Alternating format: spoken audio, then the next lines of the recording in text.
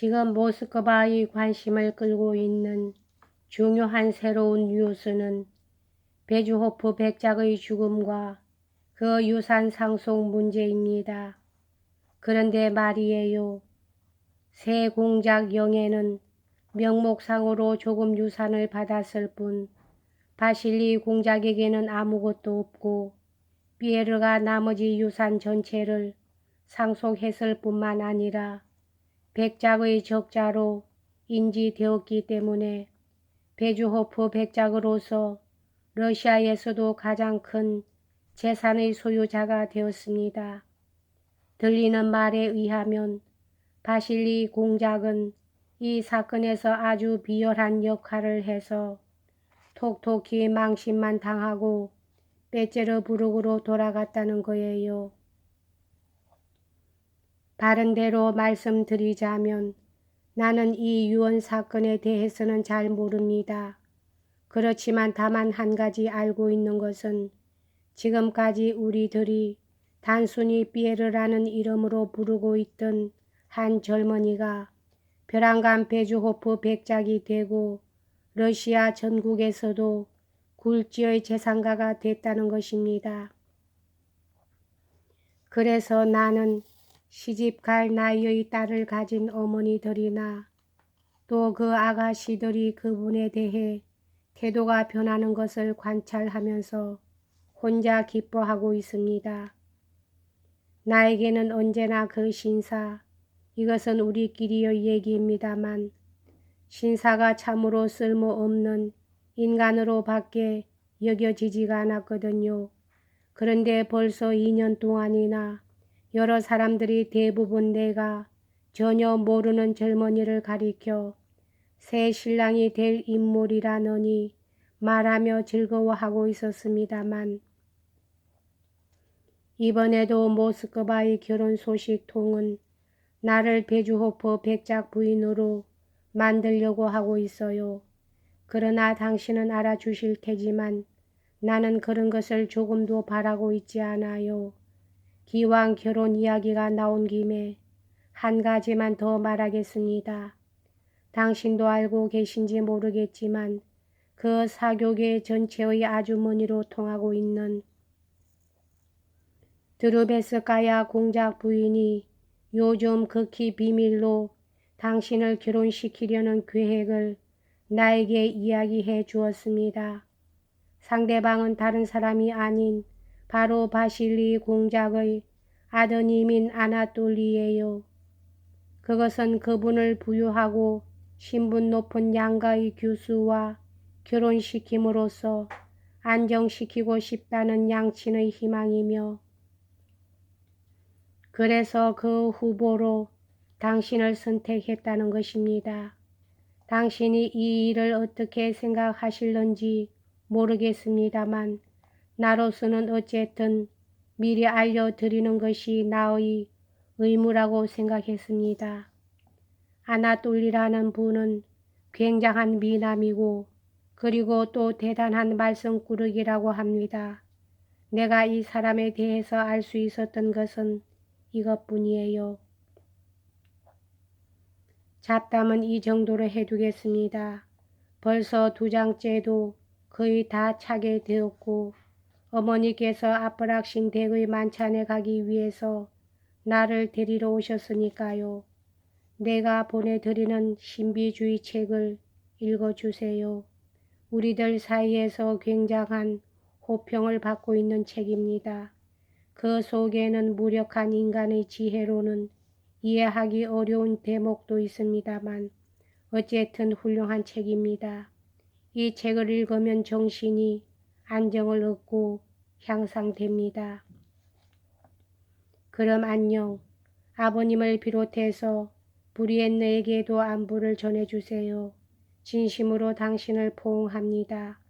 주신 오라버님과 그리고 아름다운 올케의 소식도 알려주세요. 공작 영예는 잠시 생각하고 무슨 생각에 잠긴 듯 미소 지었다. 이때 그녀의 얼굴은 찬연한 눈빛으로 완전히 변해버렸다. 그리고 갑자기 몸을 일으키자 무겁게 발을 옮기면서 탁자 쪽으로 자리를 옮겼다. 그녀는 종이를 꺼내어 그 위에다 가볍게 손을 놀리기 시작했다. 그녀는 이렇게 답장을 썼다. 더없이 그리운 벗이여, 13일자의 편지는 나에게 대단한 기쁨을 주었습니다. 당신은 지금도 역시 나를 사랑해 주시는군요. 시적인 줄리, 가족들이 헤어져 있는 데 대해 당신은 부질없는 넋두리를 하고 계시지만 보아하니 이별은 당신에게는 그저 평범한 영향도 미치지 않은 것 같군요. 당신까지 이별의 괴로움을 한탄하신다면, 나처럼 거리낌 없이 말씀드린다면 소중한 사람을 모조리 빼앗겨 버린 사람은 무엇이라고 말해야 좋을까요? 만약 종교의 위안이 존재하지 않는다면 인생은 얼마나 비참한 것이 될까요? 그런데 당신은 그 젊은 분에 대한 사모의 정을 이야기할 때 어째서 나를 엄격한 견해를 지니고 있는 것처럼 생각하시는 겁니까? 그런 일에 내가 엄격한 것은 단지 나 자신에 대한 경우일 뿐입니다. 다른 분들의 경우라면 나도 이 감정을 이해할 수 있어요. 그리고 나는 그런 경험이 한 번도 없으므로 그걸 찬미하지는 않을지언정 결코 비난하려고는 하지 않습니다. 다만 나에게는 젊은 남자의 아름다운 눈이 당신처럼 시적이며 사랑스러운 젊은 아가씨의 가슴에 불러일으키는 감정보다도 이웃에 대한 기독교적인 사랑, 적에 대한 사랑 쪽이 한층 더 훌륭하고 귀중하며 아름다운 것처럼 여겨질 뿐입니다.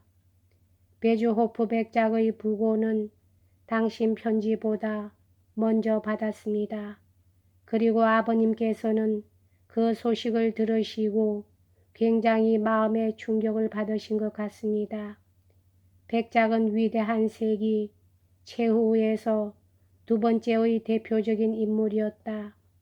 이번에는 내 차례니까 그 차례가 될 수 있는 대로 늦게 찾아오도록 할 수 있는 한의 온갖 수단을 다 해야겠다고 아버님께서는 말씀하시고 계십니다. 제발 이 불행을 우리들이 피할 수 있게 하여 주시옵소서. 나는 피에로에 대해서는 당신과 의견을 같이 할 수는 없습니다. 그분은 벌써 어렸을 때부터 알고 지냈었습니다만 언제나 아름다운 마음을 가지고 있었던 것처럼 생각됩니다. 나는 인간이 가지고 있는 것 중에서 이 자질을 무엇보다도 가장 존중합니다. 또 그분의 상속과 거기에 관해서 바실리 공작이 한 역할에 관해서는 나는 그저 두 분에게 다 불행한 일이라고 말씀드릴 수밖에 없습니다.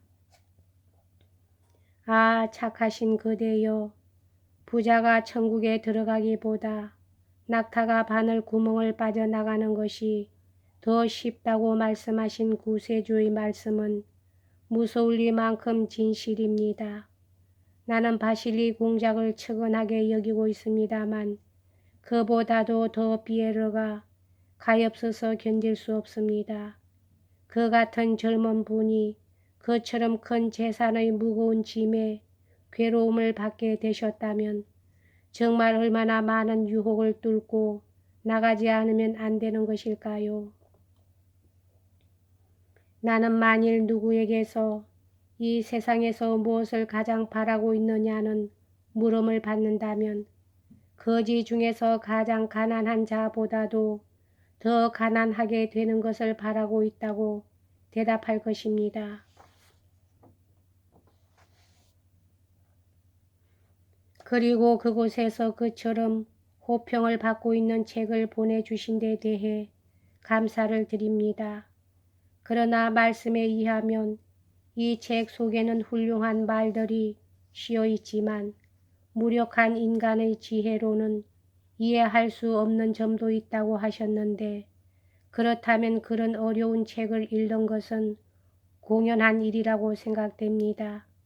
왜냐하면 그 이해할 수 없다는 것 하나만으로도 이 책이 벌써 아무런 이익도 가져올 수 없다는 것은 뻔하기 때문이에요. 세상에는 흔히 사람의 마음에 의혹만 심어 놓는 신비주의 서적을 담독해서 자기의 사상을 어지럽히고 상상력을 자극하여 기독교의 소박함과는 정반대의 과대 망상을 길러가고 있는 사람들이 있습니다. 나는 그러한 사람들의 열정을 도무지 이해할 수가 없어요. 그것보다는 차라리 사도행전이나 복음서를 읽읍시다. 그리고 설령 이런 것을 읽는다 하더라도 그 속의 신비적인 면에는 너무 깊이 파고들지 않도록 합시다. 왜냐하면 인간과 영원한 것 사이에 꿰뚫을 수 없는 장막을 들이우고 있는 육체의 옷을 몸에 걸치고 있는 이상 우리들 같은 불쌍한 죄인들이 어떻게 하느님의 무서운 신성한 비밀을 알 수가 있겠습니까? 차라리 구세주가 이 지상에 우리들의 길잡이로서 남겨주신 위대한 교훈의 연구에 만족하는 것이 한결 낫습니다. 그리한 교육을 실천하기에 노력합시다.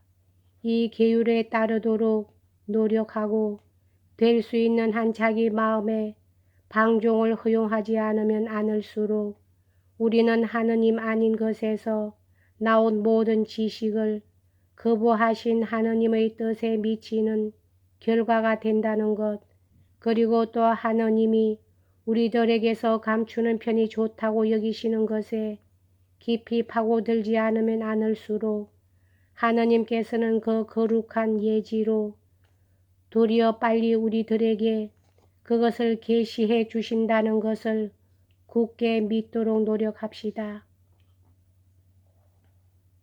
아버님께서는 결혼에 대한 말씀은 전혀 없습니다만 단지 바실리 공작에게서 편지를 받았으므로 오시기를 기다리고 있다는 말씀이 있었습니다.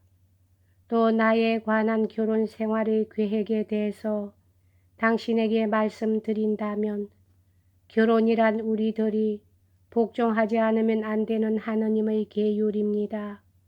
아무리 괴로울지라도 만약 하느님의 뜻이 나에게 아내로서 또 어머니로서의 의무를 지게 하는 것이 좋다고 생각하신다면 나는 하느님께서 남편으로서 주신 사람에 대한 나의 감정 같은 것은 깊이 생각해 보려고 하지 않고 될 수 있는 대로 바르게 그 의무를 이행하도록 노력하겠습니다. 오빠로부터 올케와 함께 이 르이스의 고루이로 온다는 편지를 받았습니다. 그러나 이 기쁨은 오래 계속되지 않으리라고 생각됩니다. 왜냐하면 오빠는 우리들 모두가 이유도 목적도 모른 채 말려들고 있는 그 전쟁에 참가하기 위해서 우리들을 버리고 가기로 되어 있으니 말씀이에요. 사건과 사교의 중심인 그곳뿐만 아니라 일반적으로 도해지 사람들이 조용하고 유익한 땅이라고 상상하는 이 시골에서도 전쟁의 반향이 들리고 우리에게 무거운 기분을 느끼게 합니다. 아버님께서는 행군이니 진격이니 하고 나로서는 하나도 알아들을 수 없는 말씀만 하고 계십니다. 그저께 내가 언제나와 다름없이 마을의 한 길을 거닐고 있을 때 갑자기 가슴을 후비는 듯한 광경이 눈에 들어왔습니다. 그것은 이곳에서 소집되어 군대에 보내어지는 신병의 일단이었습니다. 나는 출발하는 사람들의 어머니, 아내, 아이들의 비참한 모습을 목격하고 떠나는 사람과 보내는 사람의 통곡하는 소리를 듣지 않으면 안 되었습니다. 거기서 나는 언뜻 이런 것을 생각하게 됐습니다. 인류는 우리에게 사랑과 모욕에 대한 용서를 가르쳐 주신 구세주의 계율을 잊고 서로가 서로를 살육하는 기술 속에 자기들의 주된 가치가 있는 것이라 생각하고 있는 것은 아닐까 하고요. 그럼 이만 실례합니다. 친애하는 그리운 벗이여, 우리들의 구계하신 구세주 성모가 거룩하고 힘찬 보호 밑에 당신을 수호해 주시옵기를. 마리아.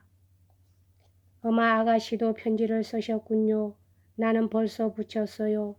가엾은 어머님께 써보냈어요.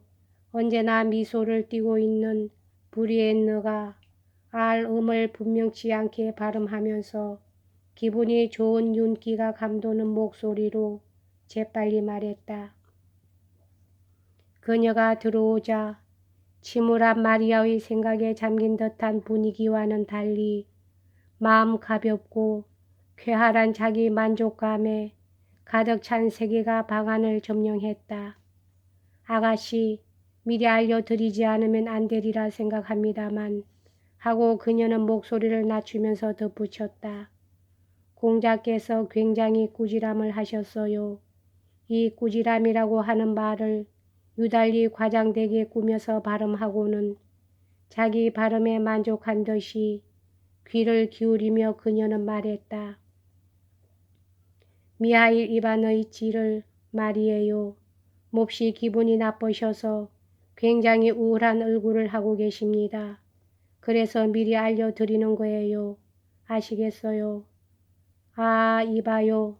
마리아는 대답했다. 아버님 기분이 어떠신지 그런 것에 대해선 절대로 나한테 이야기하지 말아 달라고 전부터 부탁해 두지 않았어요. 나 자신도 아버님에 대해서 이러쿵저러쿵 말하지 않고 또 다른 사람이 이러쿵저러쿵 이야기하는 것도 바라지 않아요. 마리아는 헐것 시계를 보고 피아노 연습에 써야 할 시간을 벌써 5분이나 넘겨버린 것을 알아채고 깜짝 놀란 듯한 얼굴로 소파에 있는 방으로 갔다. 매일의 정해진 일과표에 의하면 12시에서 2시까지 공작은 휴식하고 마리아는 피아노를 치기로 돼 있었던 것이다. 여기까지 하겠습니다.